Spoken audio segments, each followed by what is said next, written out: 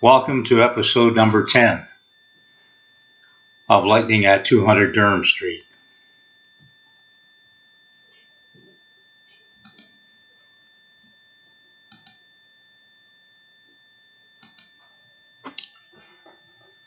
The last session ended with Joel finding out about his special abilities. And I don't know whether you recall or not, but one of the last things that Walter said to him was, "Oh, I know what happened at the cabin in the woods."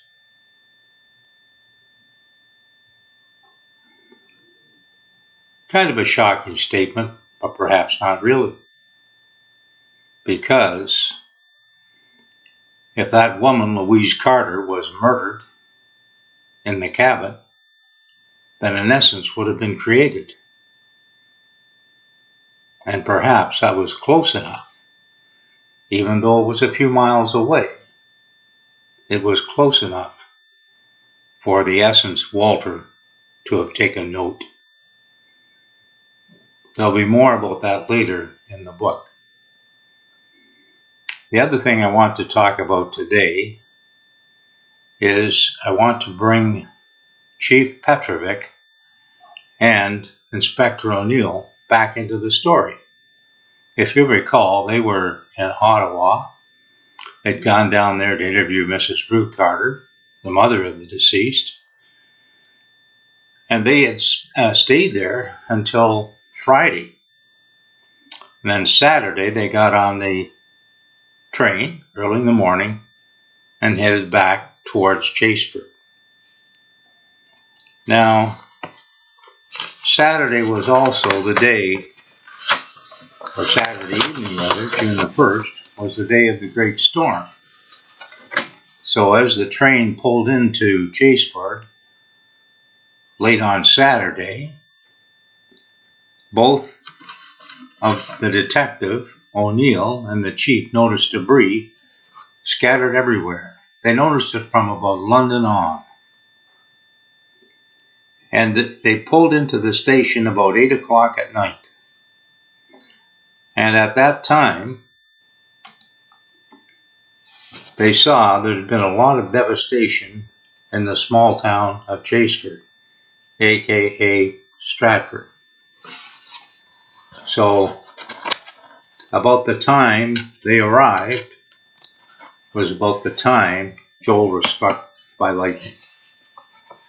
Well, let's go back to Joel. A couple of days later, of course, Joel has to go to school. And there's a lot of excitement in town because of the storm. And it's also, we're in June, so it's the end of the school year. I don't know whether you remember what you felt like as a young person near the end of the school year, but it was pretty darned exciting. You were almost free for the summer. Well, maybe not free. Maybe you had to work. Maybe you had to work on the farm. Maybe your parents had special jobs lined up for you. Anyway, it was different. It was going to be different. So Joel got up at his usual time, but that morning when he got up, he felt peculiar. I guess he still hadn't totally recovered from the lightning strike. But what he did notice is he seemed to be more aware of things. He seemed to be able to see things a little more sharply and hear things a little more. Perhaps that was just his imagination from his experience, or perhaps it was real. Over the last couple of days, he tried to practice what Walter had called focusing with his mind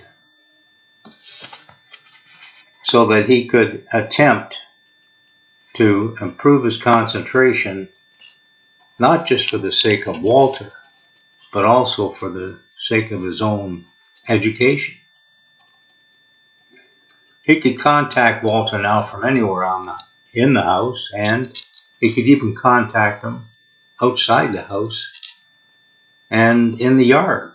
He was curious to see how far he could go to school and still be able to contact them. Well, he also wanted to check out a couple of things.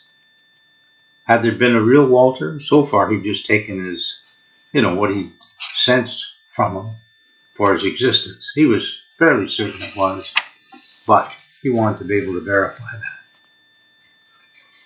Anyway, the school day would unfold, and the school week would unfold, and more things would happen. At the same time, we have Inspector O'Neill and Chief Petrovic. They're involved in an investigation. And of course, they've been away for a few days, so Monday morning they're back at the police station and they're having a meeting and they're trying to bring the constables up to date at what happened. What did they find out when they were in Ottawa? And did it all make sense? So the chief says, sometimes when you conduct interviews, you learn certain things and you tend to take things at face value. But he said one thing that Detective O'Neill and I learned in Ottawa, what was kind of a surprise to us, was that the cabin wasn't as big a mystery as we thought it was. Ruth Carter knew about the cabin. She'd been there, and that's Louise's mother. Louise visited the cabin often. And Constable Smith piped up and said, we had the impression that no one else knew about it. And we kind of got that from the Darrigans. But evidently, a lot of people knew about the cabin. So maybe we better find out more about the cabin and about what had gone on there in the past. Maybe that has a connection to the murder as well. So that's one thing that they noted. More information about the cabin. Then the chief and the detective explained in detail what they'd found out in their trip to Ottawa. When they finished, Petrovic said, "Now, do you have any comments about anything I've told you?" And it was interesting because here in black and white, it says, or at least Constable Smith said, "I'm surprised about Bella. At the very start of her interview, when she indicated that Ruth Carter gave her full range to speak about anything, I wondered, did she really have that conversation with Mrs. Carter? Or did she just say that to gain some kind of advantage for herself? Did she say it to steer you in a certain direction in your inquiry? And listening carefully, it's also very surprising that she never mentions knowing Amos Carter previously." "Constable Herman, I'm surprised," said Chief Petrovic. "You seem to have a very mistrusting and cynical nature. That's a side of your character I've never seen." "Oh, I'm sorry. It just sounded too good to be true," said Smith. "Well done, Constable. We all need to have that aspect to our personality if we're going to be successful investigators." So Detective O'Neill and the chief were pleased that Smith had picked up on that. So now, aside from wanting more information about the cabin, they put down that they needed to investigate a little further to find out Bella's relationship with Carter, Dr. Carter. Well, I haven't said a lot today about this story, but I've taken this a couple of steps further. We're now back into Chaseford. We've got questions to seek out, things to find out. But there are a couple of other things that I wanted to mention. First, my son and I have decided to try and upgrade our covers a bit. So the cover for Lightning at 200 Durham Street, you can see it there. We're now changing that. I'm not sure how soon it'll be available. It'll look like that. And we talked about it a bit. And if you look at the new suggestion for the cover, I think it's an improvement. And although I have to tell you, I like the old covers a lot. But when David and I talked about it, I said, you know, that the old covers are great. You did a lovely job in them. But I said, they do look, and he said, you mean like a literary journal? And yes, I think they do look more like a literary journal. Whereas the new cover, if you look at it, is more typical of a paperback. So we're going to go that way with our covers. I'm not sure how long it will be before the new cover is out, but you've seen it there. So one of the other things I wanted to talk about was that problem I left you with. Lair's relic. Did you find out about Lair's relic? I think I gave you a clue. I said, hold it up to the mirror. So I held it up to the mirror. And there it is. I'll put the other one back up so you can see it.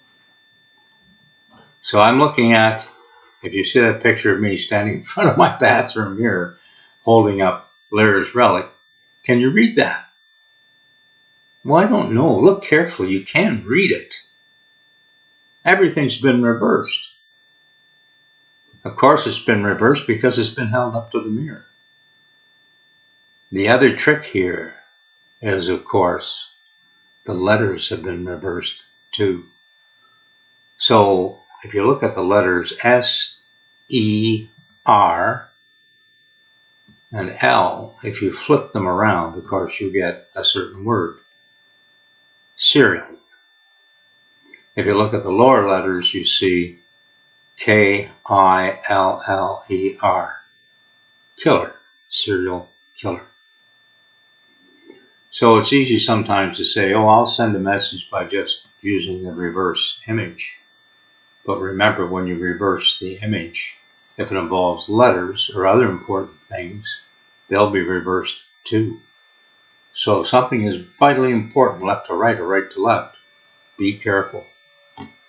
Okay, so that's the answer to the clue. I've talked about the new book covers and you heard a little bit more about the story. I hope you've enjoyed this part. Next week, we'll take you a little further along towards solving the murder mystery. Thank you.